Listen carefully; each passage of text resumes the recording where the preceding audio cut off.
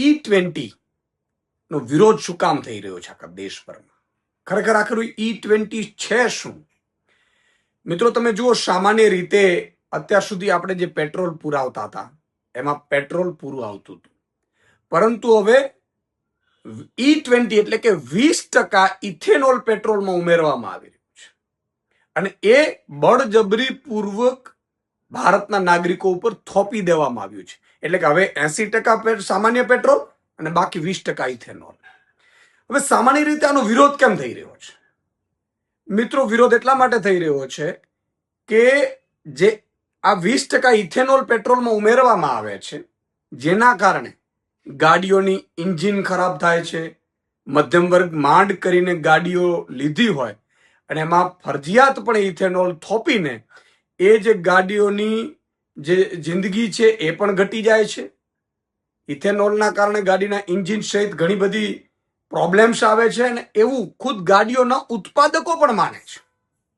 તો આનો વિરોધ એટલા માટે થઈ રહ્યો છે.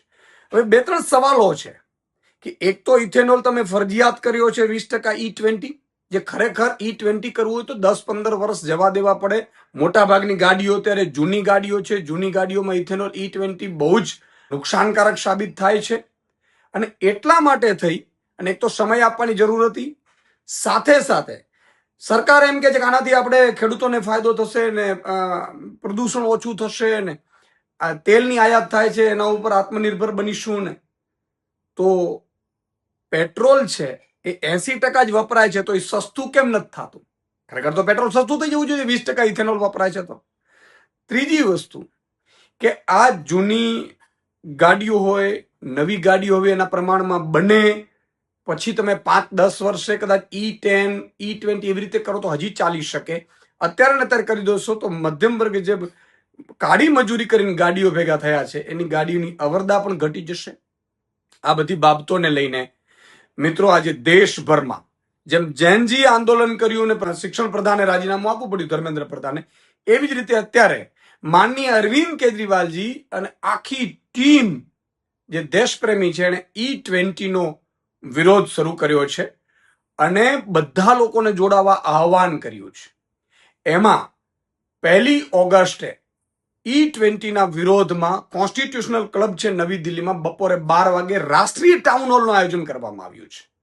તો એમાં આપ સૌ જોડાઈ શકો છો અને અમે પણ બધા ગુજરાતીઓને વિનંતી કરીએ છીએ કે ફરજિયાતપણે E20 જે ઇથેનોલ ભારતની સરકારે આપણે ઉપર લાદ્યું છે એનો આપણે સૌએ વિરોધ કરવો જોઈએ અને કાં તો એને મરજિયાત કરો ભાઈ 2-5 વર્ષ સુધી કે મારે ચોખ્ખું પેટ્રોલ ખરીદવું તો ચોખ્ખું ખરીદાય અને કાં તો એને પેટ્રોલને એટલું સસ્તું કરી દો.